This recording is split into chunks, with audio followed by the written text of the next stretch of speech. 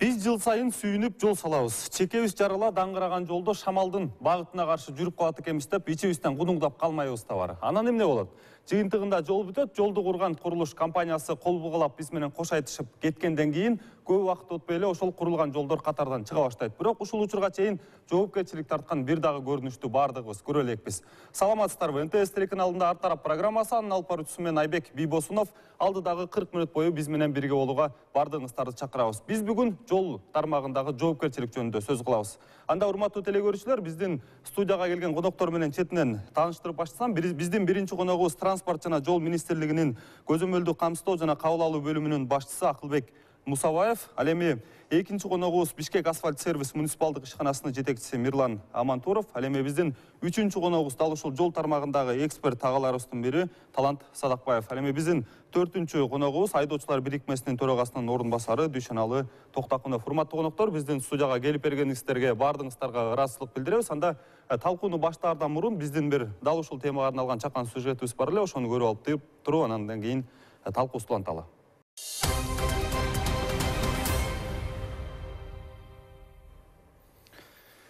Мына Талант байкенин ыргыткан таштары көбүнчөрөөк эле сиздин короңузга барып түштү окшойт. Ошон үчүн бир жооп берип коюңуз ушул сын пикирлер боюнча. Байкенин айткансындар экөөбүздүн корообузга түштү. Анткени менден мурунку ал жерде жетекчи Талант байке болгон. Бул биринчиден. Экинчиден Талант Үсенкевич абдан туура маселени айтып атат. Эң туура. Анткени Талант Үсенкевичтей чынында чоң опыту бар жолчулар аз бизде.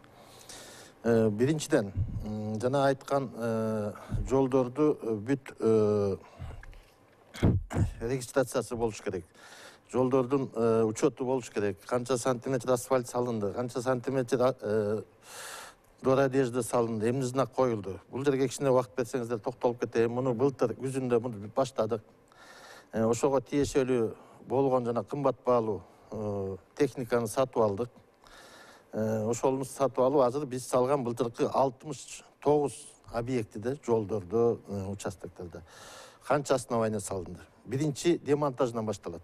Эмне алынды ал жерден? Последний мыкка чейин. Кайра эмне салынды? Канча сантиметр асфальт салынды? Эмне знак коюлду? Ким койду? Садакбаев койду, Амантуров койду, технадзору ким?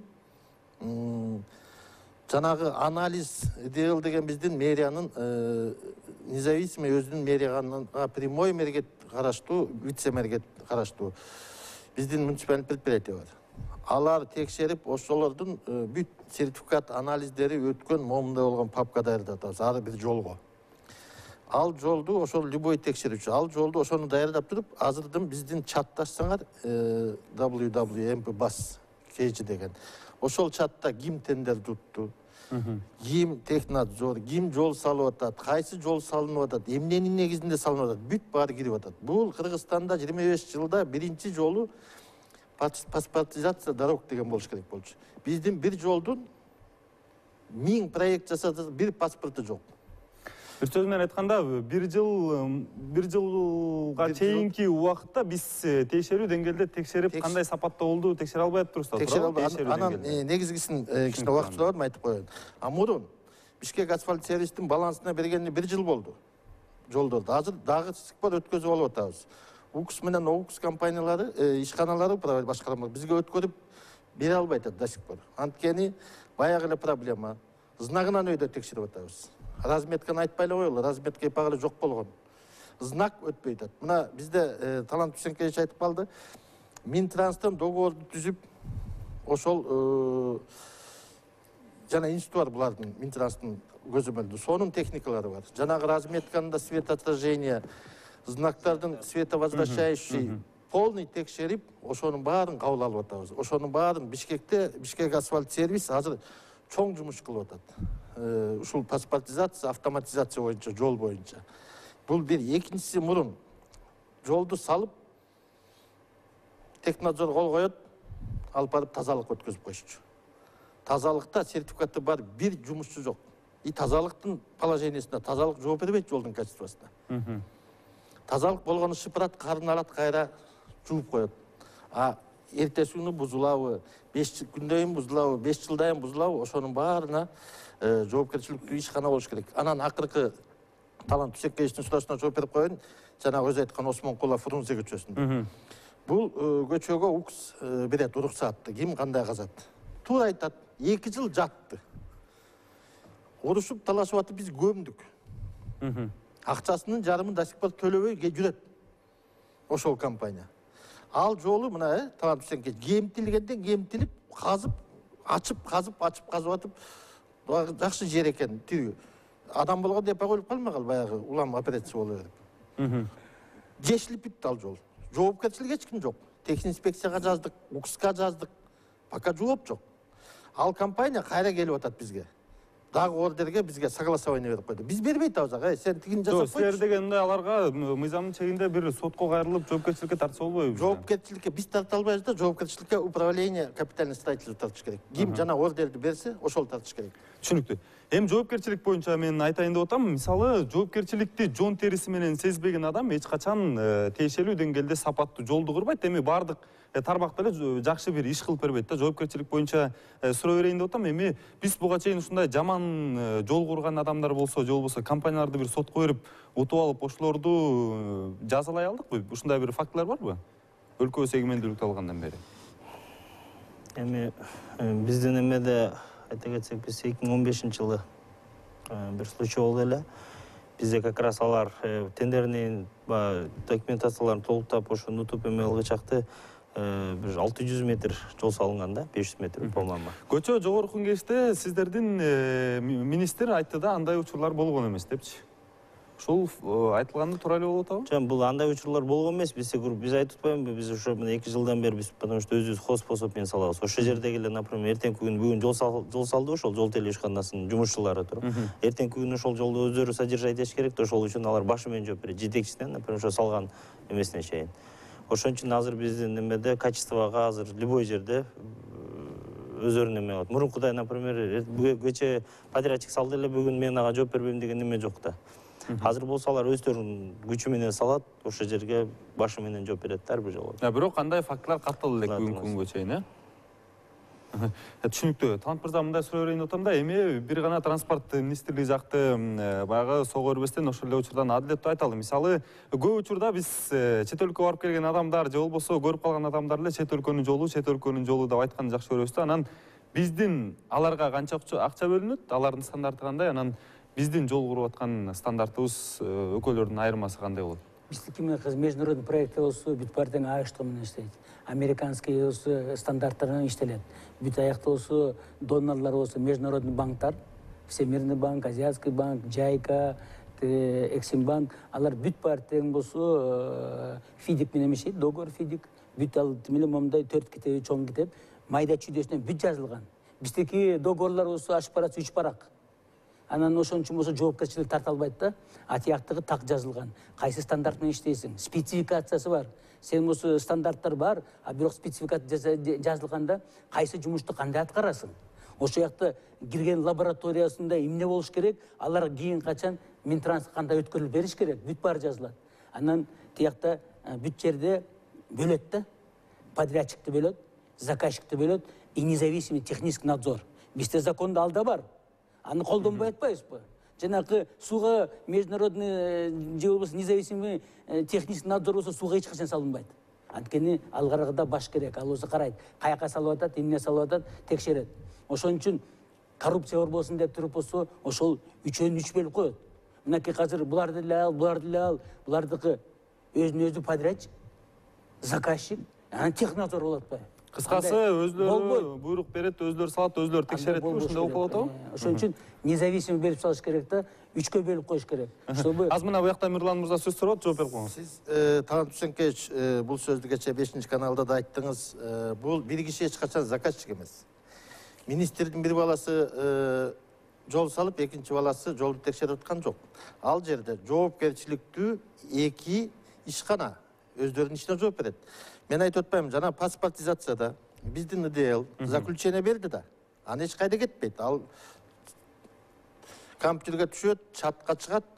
Любой убакта любой адам 10 жылдын ичинде келип ал кишини, сен бул жерге кол коюпсуң.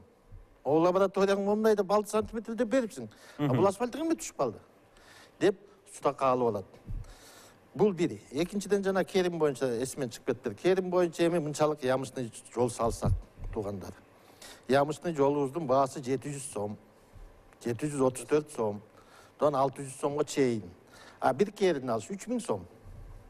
Мындай логический ойлоп көрсөңүздөр, бул абсурд. 600 сомго жол салып, анан 3000 сомго келип аны тештириш кайра. Ал ямычныйдан талант түзөккенчке эскертип койгон эч качан керин албайт. Бул ямычный ремонт деген бул убактылуу содержание деп коет. Убактылуу. Бул ямыч ремонт деген бизде эле болуп калган. Бул чет өлкөнүн баарында временный содержание деп коет. Кичине жыртык болуп баратабы? Ага мастика менен атайын ал үйлөтүлүп, өзүнүн технологиясын мастика куюлат. Чоңоюп кетти, ал жерде акырын татынакай дал битетип алып туруп, ордуну асфальт, ысык асфальт менен төшөп бастырып коет. Анан международный донорларга келип токтолсок. Бишкек Ош жолу качан бүттү эле? Бишкек Ош жолу бүткөндөн кийин эмне үчүн 3 жылдан кийин ошо международный донорлар бир папка 2 жыл тендерди кармап жатышып. 2 жыл тендерди кармап жаткандан анан жол 5 жылдан жараксыз болуп, гарантийный срок мындай өзү технически бүткөн, а логически бүтө элек убакта мына киши басалбай калды. Биздин Кыргызстандын жарымы элин ушундай акыбалга келтирип койду. Ал жерге эмне деген акча кеткен? Консультанттарга эмне деген миллиондогон долларлар төлөнгөн? Мындан да жыйынтык чыгарышыбыз керек. Мына Бишкек Кара-Балта жолу. Менин тиешем жок, бирок менин өзүм коллегияларыма боорум ооруйт. Анткени бул байкуштарды байлап койгон международный консультанттар менен. Алардын алган акчасы $50,000. Алар атайын чоюп жата берет. Бүтпөсүн деп. Көбүрөөк акча алыш. Көбүрөөк акча алат. Ал акча биздин проекттен кете берет. Ким күнөөлүү? Минтранстын 20,000 10,000 сом алган жумушчулар күнөөлүү. Биз эмне өзүбүздүн Кыргызстанда алар билгенди биле тургандай билгенде бизде 5 эсе акылдуу эксперттер бар. Эмнеге колдонбойбуз? Ошону биздин логический бир жерге өкмөтүбүз менен иштеп келтириш керек. Алардан биз отказ беришибиз керек. 70 миллион жол болсо, анын эле 5 миллион ошолор алып кетип калат. А 5 миллион долларга мына Бишкек асфальт сервис былтыр 40 километр жол салдык. 5 миллион долларга. Түшүнө алабыз да, ошо шаар ичинде курулуп жаткан жол куруучуларга, курулуп жаткан жолдун абалына негизи сиз ыраазы болуп атасызбы? Ичиңиз чыгып атабы? Эми жаңы салынган убакта, конечно, баарыбыз кубанып калабыз. Мына Южный магистраль деп кандай салынды, мисалы, жанагы разгрузка көчөлөрдү жанагы тыгындар азайып. Анан конечно, анча-мынча жетиш жагы бар эле бул жерде деле мына кээ бир жерде. Анан мына могу гай кызматкерлерди айтып атпайбы? Гай деп көрүнүп калабыз. Ошого жетиштүү белгилер аксакал айтып атпайбыз? Белгилерин бери кабыл алып атабыз деп. Ошо салган жолдордун мына ошолордун берген маалыматына караганда 1000ден ашык бул шаарда белгилер жетишпейт деген. Жол салгандан кийин ошол жолдо жүрө тургандай шарт да керек да, ошондой белгилерди, ошондой чийиндерди кошо коюш керек да. Ошолор көбүнчөсүн жана жол жүргүнчүлөрдүн өткөлдөрү бар, бир жагында белги турса, бир жагында жок. Алардын да түрлөрү бар да, мисалы жөнгө салынуучу, жөнгө салынбачу деп. Ошол өзүнүн эрежеге ылайык ошолор чийиле турган болсо жакшы болмок. Ушу Южный магистраль деп жакшы салыптыр, бирок жөө жүргүнчүлөрдү өткөлдөп пешеходдун переход деп 50 метрде бирден пешеход кыла берген да. Тыгындар ошондон деле болуп атат, адамдар ошондон деле өлүп атат. Аны кое турган жерлерди ошолорду изучать этип, кай жери кооптуу, кай жери коопсуз, кай жерде элдер көп басат деп ошолорду териштирип туруп анан жол чиймелерин чийсе жакшы болот эле да. Эрлан мырза, азыр сизге бир суроо кыстара кетейин деп атам. Балким сизге майда көрүнүп күлкү да келтириши мүмкүн, бирок көпчүлүк эле айдоочулар ушул суроого такыр жооп таппай келебиз да. Эмнеге жанагы аң чөнөктөрдү оңдогондо касып туруп кетип каласыңар бир 5-6 күнгө. Анан экинчиси жанагы люк деп эле атап коелу, көпкө түшүнүктүү болуш үчүн люктарыбызды такыр жер менен түз кыла албайбыз. Өйдө түшүп кетет же болбосо ылдый түшүп кетет да. Ушул суроону жооп берип коюңузчу ушул жерден. Бул суроого жооп берейин. Биринчи уруксат берсеңиз аксакалдыктан баштайлы. Былтыр биз ушундай Челябинск заводунан тендер өткөзүп, станокторду сатып келдик. Тендер өткөзүп, производитель болсун деп, ошол 0,8-1 миллиметр 200 микрокрон оцинкованный 2 жолу бурулган знактарды коюп баштадык. Темири бир жерде жасалбайт. Бүт креплениеси ошол заводдон чыгып, биринчи заводдон бизге алып келинип, азыр өзүңүздөр байкап атсаңыздар керек, коюп атабыз. Жанагы бир 50 метр калганда түнчүндө байкап атсаңыздар керек, кээ бир знактар мындай жалтырап күйгөн сыяктуу болот. Бул маска 3M деп коет, шелкография. Илгеркидей татандан алып келип алып кайчы менен кесип чаптабайт. Германияда дүйнө жүзүндө эң Кыскасы белгилүү жол белгилерин жолго коюп атсыңар да азыр. Тагдыры жакшы экен. Жанагы суроолорго ошону тагдырын азыр оңдоп атабыз. Анан 1000 эмес 56.000 знак жетишпейт аксакал. Азыр Кудайым буйрса 4000ден коюп калдык. Быйыл биздин планда бар 10.000ден ашык коюш. Кудайым буйрса бул ишти иштеп атабыз. Сиз айткан сурооңузга люктар негизи биздин баланста эмес. Люктар водоканал, теплосеть кимдики болсо ошолорго өткөндө. жок, ошолорго тиешелүү. Бирок түшүп кеткендер азыр жаңы технология менен оңдоп баштадык. Түз боло Түз болуп, эми мындай экен, бул мурун деле ойлонсок болмок экен. Болгону люкты алып, жанагы биз кирпич эптеп бирдемени коюп үстүн бетондоп койчубуз, анан бир хоо өтүп кетсе эле кыйшайып калып атпайбы. Азыр бүт ошол мусулдун баарын тазалап, ошол толстостенный трубаны шакекче деп коет экен, бул немецкий технология. Ошону точно кесип келип, ошонун ордуна бекитип, анан сыртынан бетон менен толтуруп атабыз. Кудайым буйрса ал люктар уже ал жумуш жүрүп атат. Жанагы жолдордо аңдар боюнча эмнеге Жолдордо аңдар боюнча бул биз баягы былтыр тендер менен подрядчиктер менен койдук. Ага чейин өзүбүз тендерге катышчыбыз. Анда ошондой болчу. Чынында кас салып кетип калды. Кас салып кетип калат. Аны таппайсың. Эмне болду? Балам ооруп калды, машинем чыкпай калды. Ушундай человеческий факторлор. Быйыл ал жок.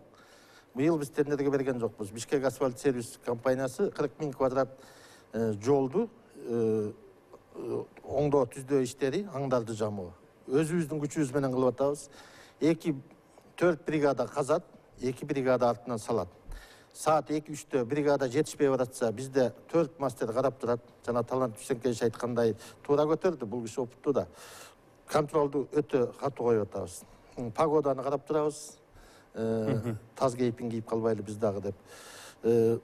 Ошону келетат, эгер жетишпей баратса 2 саат 2-3-тө токтотобуз дагы, асфальт алып жаап бүтөбүз. Кудайым буйрса быйыл болбош керек. Демек, мындан кийин кас салып кетип калмай жок экен да, түшүнүктүү. Акылбек мырза, сизге дагы бир суроо берейин деп атам. Чубактын кунундай чуалган жолдордун бири балыкчы корумдуу жолдун, анан ушу дагы бир суроо болуп атат. Ушу Бишкек Кара-Балта жолунун тагдыры эмне болуп атат ошол боюнча? Так, балыкчы тамчы чолпон ата корумдуу жолу боюнча биз былтыр башталган бул проект. То есть 2015-жылы эме алган. Былтыр биз 61 километр басып түшүбүз керек болчу. Тилекке каршы акча каражатын тартышына байланыштуу биз былтыр ошол 25 километр жолду басып бүткөнбүз. Бул бир слой менен как раз көчмөндөр оюна деп эметип калды. Бул бир себеп, анан экинчи себеби дагы былтыр өзүнүздөр белгилүү болгондой бул жайдын күнү дагы жаан чачын көп болду. Аба ырайы бузулуп туруп алып ошон үчүн көп тоскоолдук кылып койду бул дагычы. Асфальт салыш үчүн определенный температура керек, өзүңүздөр билесиздер. Анан азыркы күндө болсо ал жерде жумуштар уланып атат. Ал кыш бою да токтолгон жок. Ошол жерде жатырган бар. Эми буюрса туристик сезонго аракет кылабыз. Могул эми погода эметип эле аба ырайы жакшы болуп турса, буюрса эч кимге аракет кылабыз. Анан Бишкек Кара-Балта жолу боюнча айта кетсем, ал азыр 15 километрдан 61 километрга чейин салынат бул жол. 45 километр узундукта. Вообще проект бул 3 жылга даярдалып атат. Ушу 3 жылдын ичинде ошол 45 километр салынып бүтүш керек да. Быйыл баягы жөнөкөй элге түшүнүктүү сөз менен айттыңыз. Баланча чакырым, тиги чакырым дебей, кайсы жерден баштап каяка чейин быйыл салынып бүтүп калышы мүмкүн? Бул жанагы Поскайдын баштап Кургоюга чейин Кара-Балтанын эмесине чейин барат да. Ошол 15 километрдан 61 километрге чейин 45 километр узундукта болот. Буюрса азыркы күндө уже контрактка кол коюу процедуралар полный бүттү. Эми азыр булар деген подрядчиктер 3 апрелде уже уведомление берген. Булар 28 күндүн ичинде бизге программасын тапшырыш керек. Календарный графиктерин. Андан кийин мобилизация техникалары башталат. Ошол техникаларын алып келип, жумушчуларын алып келип, буюрса ошо июлда толук кандуу жумуш башталат. Танат мырза, санга караганда сапаттын жогору экендигин эми бардыгыбыз эле билип жатсак керек. Мына ошондуктан сапатка басым жасаш үчүн көп жол, сапатсыз узун жол, көбүрөөк жол салгандан көрөк, эми андан азыраак болсо дагы сапаттуураак салыш үчүн эмне кылыш керек, кандай сунуштарды айта алат элеңиз? Нормативтерин мынакей мурунку болсо 10 тонна гасевой нагрузка эсептеген, азыр болсо бүт эле жерде 11,5 тонна деп туруп болсо ошон үчүн осевой нагрузкасын караш керек. Ошон үчүн эсептегенде ал жанагы асфальттын дагы калыңдыгын, жолдун калыңдыгын жөн эле айтпайт, 6 бияк салып кой же расчет болот. Модулу пругасы боюнча расчет кылышат да, канча кайсы слою кайча чабыш керек деп бүт баарын такташат. Ошон үчүн болсо ошолорду көбүрөөк тактап туруш керек. Мына могу шаардыкында бияктыгын база данных кайсы жол кандай да, ошондой модулу пругасы болсо, мына оборудованиясы болсо Кыргызда транспроекта бар. Ошон үчүн болсо база данных модулу пругасы мындай экен, биягы болсо бузула баштаптыр, биягы эметип баштаптыр. Ошон үчүн эрте чарасын көрсө, ошончолук жолду болсо жоготпойбуз да. А жол болсо тас кейпинде ылдам эле келип калат да. Эми мындан кийин мен түшүнүгүм боюнча сиздерге бир суроо берейин деп атам. Убакыт уста аягына келип жатат. Мен түшүнүгүм боюнча азыркы учурда көзөмөлдөгөнгө, жоопкерчиликке тартканга баардык шарттар түзүлүптүр. Мындан кийин эгерде кимдир бирөө жаманыраак жол сала турган болсо, сөөмөй кезеп, ага коркутуп койсок болот экен деп туурабы, мыйзам чегинде. Жоопкерчиликке тарта алат экенсиңер да, мен түшүнүгүм боюнча. Мен айтып коеюн, мындай жоопкерчиликке тартылып эле келген. Анан өзүнүн договорунда да бар. Азыркы эң чоң жолду сала турган компаниялар, мына былтыр Бишкек Манас жолун салышты. Бул бардык чоң компаниялар. Өздөрүнүн заводу бар, өздөрүнүн ошончо техникасы бар. Буларды ар убакта чакырып жоопко тартып койсо болот. Анан жанагы кошуп айтып кетким келет да, эми чет өлкөгө эле жалдырай бербей, алар 2 эсе кымбат салаары ар бирибизге белгилүү. Ошол өзүбүздүн ошондой чоң 5-6 компания бар, ошолорду дагы киргизишибиз керек, ошолорго да жумуш беришибиз керек. Зато ал адамдар бул жерде. Булар ошол срокто дайыма жооп беришет. Сизге. Ал боюнча донорлордун условиясы ошол болуп атпайбы? Жоопкерчилик боюнча айтсаңыз, мындан кийин эгерде ким сапатсыз жол сала турган болсо, жоопкерчиликке тарта аласыздар, э? Тартабыз. Ким ал жерге деген баягы ошол эле сиздин менин налог төлөйбүз, например, турабыз. Ошол акчалардын баары эле кетип атат да, карапайым элдин, да, эмесин. Аны биз ошол жолдун сапаттуулугун текшерип, ошол жолдун сапаттуулугуна жооп бергендей кылып аны ар бирибиздин, мен ойлойм, ошол не то что жолчулардын, ал ар бир жарандын милдети болуш керек деп эсептейм да. Жанагы дагы сөз берип коеюн деп атам, жанагы жакшы жол салыш үчүн бизде жанагы бир чакырымына бөлүнгөн акча жетиштүү элеби? Эми бизде баягы азыркы учурда бул министрликте бизде мамлекеттик бюджеттен эме кылынат да, бизде средний ремонт деп коет, бул ортоңдо да. Эми, конечно, талант байке айткандай, ал биз баягы 6 сантиметр, 7 сантиметрлик жол салабыз, бул баягы. Колубуздан келсе ошонун баарын полный кайра реабилитация, реконструкция кылсак, биринчи очередь азыркы учурда мына өзүнсүрүү белгилүү болгондой бул миллералык маанидеги жолдор көбүнчө эметилип атат. Эми ошентип отуруп биз эле ага келебиз буюрса. Андан кийин республикалык маанидеги, андан жергиликтүү маанидеги ошо айылдын иштеринде основаниясынан бери жасап, асфальтты ошол. Ушул жерге уруксат берсеңиз, кошумча кылып коеюн. Бул жол асфальт Америкада деле ушул асфальт.